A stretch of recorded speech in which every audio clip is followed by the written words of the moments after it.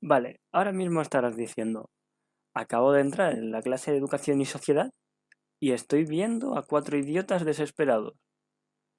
Pues, en efecto, somos cuatro idiotas desesperados en plena cuarentena.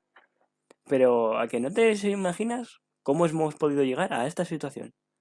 Pues mira, pues todo comenzó... Yanel, céntrate. Tenemos que hablar de para qué sirven los estudios, no de lo que tú tengas en la cabeza. Vale, vale. Entonces tenemos que remontar a la antigua Grecia. A lo largo de los siglos, la educación ha ido cambiando a medida que la sociedad también lo hacía, adaptándose a la realidad y la necesidad de cada época. Poco tiene que ver la educación actual con la educación de hace siglos atrás. Si nos remontamos a la prehistoria, si hubiese alguna función educativa, esta dependía de la figura materna, puesto que la madre enseñaba siempre a sus hijos. Los hombres solo se dedicaban a la subsistencia, por lo tanto, daban abastecimiento a sus familias. Un gran primer cambio en la educación lo encontramos en la antigua Mesopotamia, donde aparece el primer concepto de escuela, centrado en la enseñanza de la escritura. Las personas beneficiadas de esta escuela eran aquellas que pertenecían a las familias reales y adineradas. Por lo tanto, en Grecia y Roma, aquí se desliga la escuela de la institución religiosa, tal y como obtenemos. El objetivo de una educación completa era una integración social. Se enseñaban distintas asignaturas, por ejemplo, música, aritmética, filosofía. La educación se transmitía en los conocimientos de maestros a alumnos. Pese a todo ello, las escuelas seguían siendo privadas. Todas las escuelas eran privadas y solo podían acceder a aquellas personas que podían permitírselo, ya sean familias reales o adineradas. En la Edad Media, la educación se centraba en la enseñanza clerical, la escritura y lectura, además de aritmética y otros conocimientos. Esta época se destaca mucho en Europa por la influencia de la Iglesia Católica en la educación. La gente que podía acceder a esta educación eran aquellas personas que pertenecían a familias reales o gente adinerada o gente que pertenecía al clero. La educación del pueblo llano dependía de las familias y las enseñanzas se transmitían de generación en generación, como anteriormente mencionado en la historia. En el siglo XVIII, el clero tiene menos poder en la escuela educativa, debido a que se declara una libertad de cátedra. Los profesores podían enseñar lo que quisieran. El Estado se encarga de asegurar una educación pública, aunque coexiste con la privada. Esta escuela destacaba que todos los niños debían ir a la escuela primaria, aunque no todos la cumpliesen. Desde entonces, la educación básica sigue siendo obligatoria para todos los niños, pero aún hoy, fuera de España, es una realidad muy lejana. En la actualidad, aproximadamente unos 57 millones de niños siguen sin escolarizar. Este dato está recogido de la UNESCO. También hay que dejar en claro que los niños de la escuela pública no aprendían lo mismo que los niños de la escuela privada. En el siglo XX de España hubo muchos cambios. Para empezar, habían colegios segregados, por lo tanto se eliminaron durante el periodo de la Segunda República y la institución pública de educación cogió mucha fuerza durante la Segunda República y sobre todo la construcción de escuelas públicas, además de un papel más importante en la mujer en la escuela como profesoras, puesto que las mujeres tenían representación política en España por los años 1936 hasta 1939, donde empieza la dictadura del general Francisco Franco. La educación corre a cuenta del Estado en aquel momento y la Iglesia vuelve a tener influencia en la educación, hasta que llega a fundar colegios concertados y privados. También a su vez volvía a la educación segregada. Además de escuelas, los niños y las niñas tenían diferentes asignaturas, puesto que a las mujeres se les preparaba un rol doméstico para que los niños, mientras que a los niños se les preparaba un rol profesional. Aún así, las labores y necesidades familiares hacían de esta un abandono escolar muy presente y los jóvenes dejaban los estudios para irse a trabajar y así abastecer a sus familias. En la actualidad, eh, hay que tener destacado que ha habido un gran cambio derivado de la tecnología y posibilidades que ofrece su integración en las aulas. de su mano obtenemos acceso a una educación más personalizada, pudiendo atender las necesidades específicas de cada alumno y adaptando el ritmo de aprendizaje a sus capacidades. El papel del profesor también se ha visto beneficiado por la entrada de la tecnología en las escuelas, ya que gracias a sus posibilidades que ofrece pueden optimizar mejor las rutinas y complementar las lecciones. En muchos hogares ya es realidad que muchos alumnos tienen un ordenador en sus casas. La tecnología está más presente en el uso diario de las personas, pero aún así, una realidad muy vigente es que no todos los hogares del mundo tenemos esta tecnología. ¡Hey! ¿Qué pasa, chicos? ¿Cómo lleváis el trabajo? Pues yo muy bien. ¿Vosotros cómo lo lleváis? Yo lo llevo medianamente bien. Bueno, Gonzalo, tú que eres muy guapo, dinos, ¿cómo llevas el trabajo? Yo ya lo tengo terminado. Os enseño un poco de qué va. Hombre, eso no se pone en duda. Bueno, Yanel, tienes razón. Al final, la mayoría de los que estamos estudiando esta carrera queremos trabajar de ella.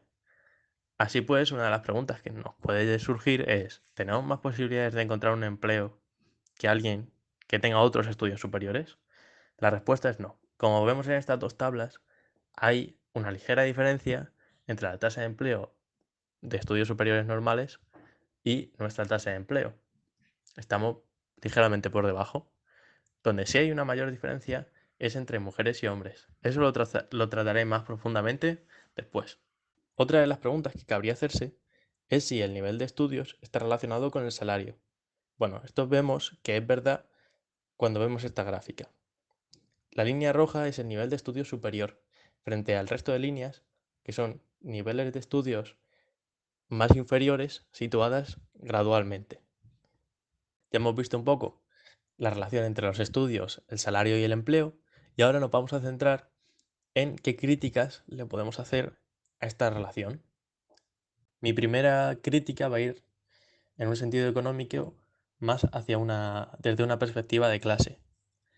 No obtenemos igualdad de oportunidades por, entre otros, los siguientes motivos. El primero de ellos es que al haber una formación complementaria privada, como son las clases particulares, estamos primero aceptando que no solo el sistema público no es suficiente para formar a los estudiantes, sino que además aquellos que necesiten o quieran ayuda tendrán que pagar por ello. Siguiendo la misma línea están las universidades privadas, donde o bien se ponen las notas de corte más bajas o bien cuentan con más recursos, lo que permite que los hijos de aquellos que se puedan permitir pagar estas universidades tengan más oportunidades que el resto de personas. El menos que se ve en los inmigrantes se debe a que hay menos encuestados.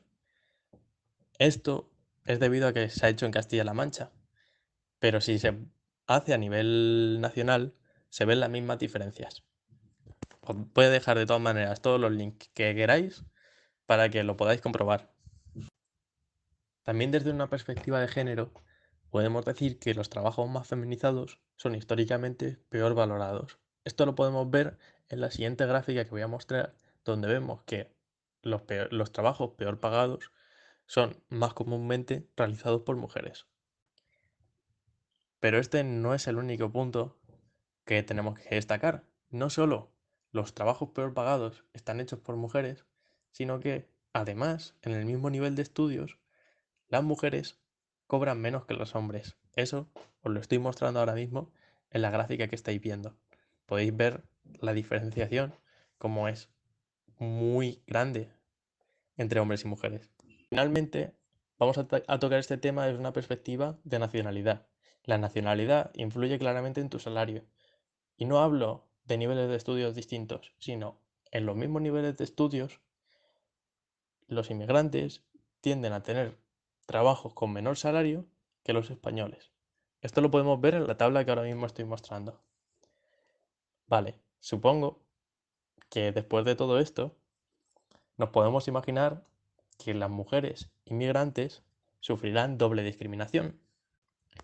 Pues bien, en la siguiente tabla que estoy mostrando se puede ver cómo hay una gran diferencia entre hombres españoles y mujeres inmigrantes, y he elegido Castilla-La Mancha en concreto porque nos toca un poco más de cerca, para que veáis cómo estas familias inmigrantes cuentan con mucho menos recursos económicos que una familia española tradicional. Hay muchos más motivos de diferenciación, como pueden ser vivir en una familia donde la vida sea muy precaria, tener una mala conexión porque vives lejos, un lenguaje muy diferenciado al de la escuela y finalmente tener que trasladarse a otra comunidad autónoma. Pero no los podemos tocar en profundidad porque se nos va el tiempo. Bueno, y podemos ver la importancia de los estudios no solo a nivel laboral, sino también a nivel personal. Esto es muy buena idea. De hecho, yo he estado investigando sobre su importancia a un nivel más personal. ¿Ah, sí? ¿Y qué has visto? Mirad, os lo enseño. ¿Para qué nos sirven los estudios a un nivel personal? Aunque algunas veces no lo notemos, los estudios influyen en gran medida en nuestra vida personal. Algunos aspectos positivos pueden ser los valores que nos transmiten, aunque estos varían dependiendo de la época, el país y las características de la sociedad. También nos ayudan al desarrollo de la capacidad intelectual, puesto que nos permiten desarrollar el pensamiento lógico abstracto. Otra característica positiva es que, gracias a ellos, desarrollamos un lenguaje más elaborado. Además, nos ayudan a desarrollar el pensamiento crítico, lo que nos da la capacidad de poder evolucionar y mejorar. Muchos estudios también sostienen que provocan efectos beneficiosos para la salud. No obstante, los estudios también tienen aspectos negativos, como generar estrés o ansiedad, aunque esto puede ser debido más al sistema educativo que a los estudios en sí mismos.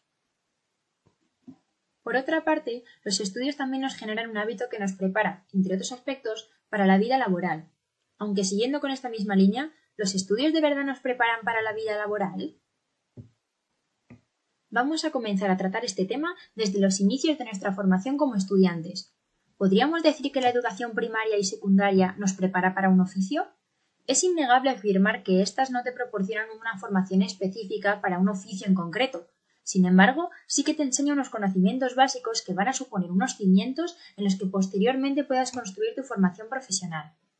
Muchas veces, al pensar en un oficio, nos fijamos únicamente en la parte práctica de éste, y llegamos a la conclusión de que muchos de los conocimientos aprendidos en clase son inútiles, puesto que no nos sirven directamente para este oficio.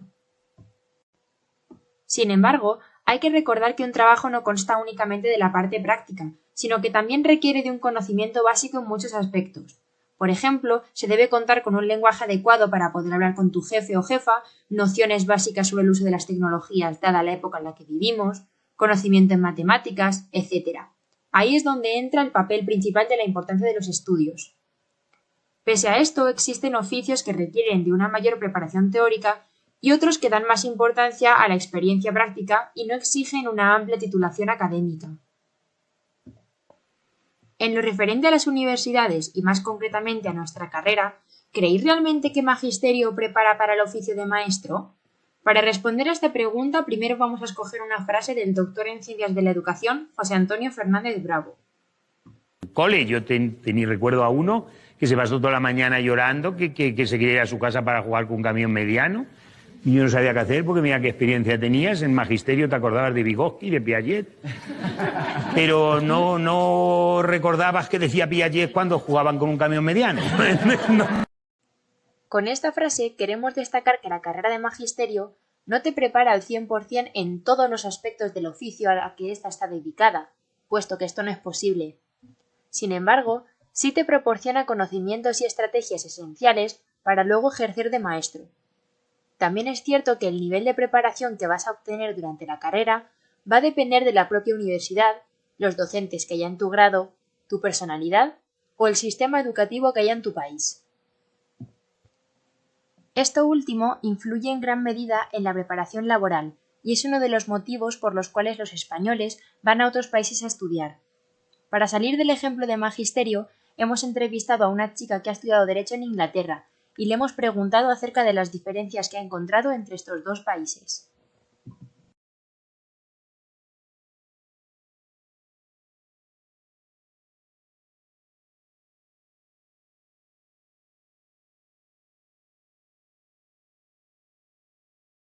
La manera que hay aquí de aprender es muy diferente a lo que hay en España. Y si yo me hubiese metido a hacer derecho en España, estaría aprendiendo sobre leyes tributarias, leyes de bla, bla, bla, bla, bla. O sea, además es como aprenderte muchas cosas de memoria, eso tengo entendido. y no te da esa habilidad crítica. Aquí, sin embargo, te explican las cosas, te las explican muy bien, pero es todo el rato con una mirada crítica. La manera que hay aquí de aprender es muy diferente a lo que hay en España. Y si yo me hubiese metido a hacer derecho en España, estaría aprendiendo sobre pues, leyes tributarias, leyes de bla, bla, bla, bla, bla. O sea, además es como aprenderte muchas cosas de memoria, eso tengo entendido. Y no te da esa habilidad crítica. Aquí, sin embargo, te explican las cosas, te las explican muy bien, pero es todo el rato con una mirada crítica. En plan, yo creo que me ha preparado muchísimo más y es algo que no he conseguido nunca en secundaria, no he conseguido nunca en las instituciones españolas, jamás. A modo de conclusión, podemos destacar que los estudios sí preparan para un trabajo, pero no en todas sus características. Además, también influye la clase de estudios que hayas recibido. Bueno, pero si hablamos de estudios que te preparan para un oficio, habrá que hablar de las FPs, ¿no? Claro, voy a llamar a Andrés. Buenas, chavales. Andrés, ¿Qué? ¿te puedo preguntar una cosa? Tú dirás. Pues que tú ya que has hecho el TAFAD nos podrías decir cómo ha sido la experiencia, ¿no? Ah, bueno, pues no hay problema. Yo tengo para aburrir. Bueno, aunque en la última década es cierto que el número de alumnos dentro de las FPs ha seguido aumentando de manera exponencial, la verdad es que España sigue estando por debajo de la media de los países de la OCDE, la Organización para la Cooperación y el Desarrollo Económicos. Es más, en el año 2008 eran unos 486.000 estudiantes los que se encontraban pues, cursando FPs. Y desde entonces hasta este año pasado, el 2019, pues este número ha aumentado prácticamente en el doble. Ahora son casi 860.000. Aunque, sin embargo, los números también han subido en esta última década, la verdad es que España sigue estando por debajo de la media de los países que se encuentran dentro de la OCDE, ya que solo el 12% frente al 26% de media de los otros países se encuentran cursando FPs. Por lo que respecta al empleo que está dirigido a la gente con FP, pues prácticamente han alcanzado al de graduados. En total, el 40,3% de las ofertas de empleo se dirigen a gente con FPs, al igual que prácticamente el 40,3% se dirige a gente con título universitario. También, pues, según una proyección de empleo de la CEDEFOP de la Unión Europea, en el año 2030 un 65% de estos puestos se crearán para gente con FPs y no para gente con título universitario. Es más, para gente con título universitario bajará del 40% a un 35%. La pregunta es, ¿por qué están siendo ensalzadas en este momento? Pues según un investigador llamado Florentino Felgueroso, investigador de la Fundación FEDEA, cree que la crisis que ha pasado España en la última década ha europeizado a España y por eso intentamos parecernos más a otras economías como la británica y la alemana. Por lo que durante mucho tiempo el modelo que se ha estado potenciando ha sido el de dejar los estudios o ir a la universidad, pero bueno, actualmente eso ya no ocurre. Ahora la gente está intentando sacarse un título más aparte de sacarse la ESO. Según estos datos, también en un futuro no muy lejano, según Felgueroso, el crecimiento entre ocupaciones medias es porque muchos de los trabajos que hasta ahora se realizaban por personas con baja cualificación, normalmente gente con la ESO o directamente sin ella, pues cada vez exigen más competencias, con lo cual la gente intenta sacarse algún grado medio, por lo menos. Esto, en cierto modo, viendo los datos y viendo lo que dice Felgueroso, pues puede suponer un problema, ya que y no me refiero a nivel educativo, sino que la gente se centra más en hacer titulaciones que requieran un bajo coste, como son las FPs, en comparación a los grados universitarios, más que nada para poder salir adelante y poder trabajar. Con lo cual, esto supone realmente un problema. ¿Que por qué motivo digo esto? Bueno, para responder a esta pregunta, primero os pregunto algo. ¿Creéis que hay fuga de cerebros en España? La respuesta es sí. Es más, respecto a esta cuestión, en la última década se ha visto que España e Italia encabezan la fuga de cerebros en los países que se encuentran dentro de la Unión Europea. En cuanto a España, según los datos, destaca porque en la actualidad aproximadamente la mitad de los trabajadores cualificados acaban emigrando al extranjero. Y esto se debe pues a mayores salarios, mayores ofertas de trabajo y mejor calidad de vida institucional. Es más, el mayor problema que acarrea esto en España es el envejecimiento que hay en nuestra población.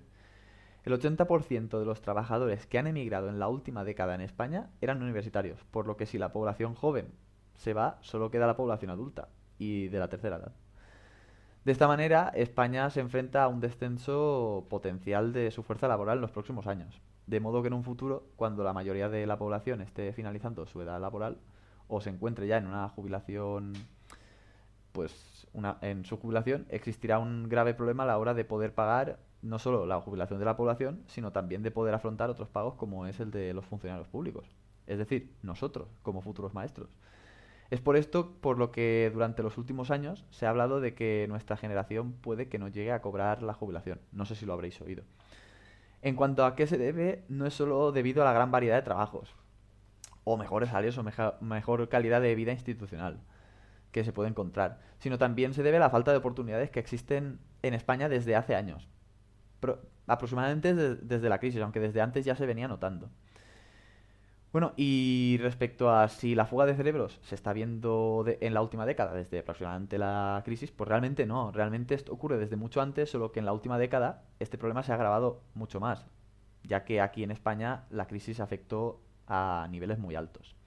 ¿Por qué motivo digo que hace falta saber si hay fuga de cerebros en España para poder responder a la pregunta que os he hecho antes? Pues es sencillo.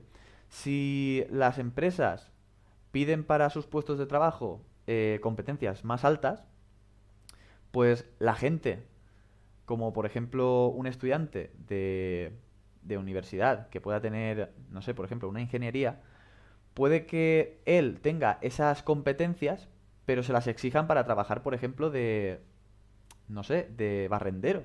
Es un ejemplo. Por lo que él ha estudiado para hacer una ingeniería y no quiere ser barrendero. Así que, lógicamente, irá fuera de España a encontrar una oportunidad de trabajar en lo que a él le gusta. Es por esto que las empresas se están aprovechando mucho de los trabajadores y los estudiantes y la gente con grandes capacidades pues se va fuera. Bueno, pues muchas gracias, chicos. Ahora yo creo que podremos seguir con el trabajo y finalizarlo como deberíamos hacerlo. Muchas gracias. Adiós. Venga, adiós. Adiós.